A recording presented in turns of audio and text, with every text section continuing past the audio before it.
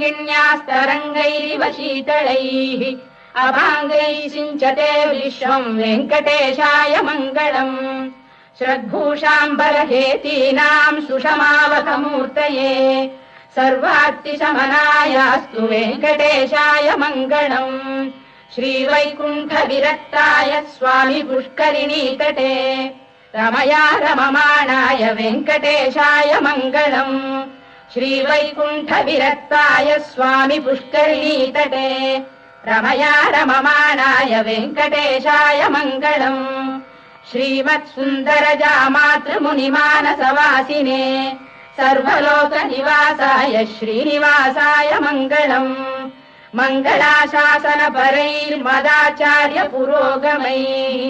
सर्वैश्च पूर्वैराचार्यैः सत्कृतायास्तु मङ्गलम्।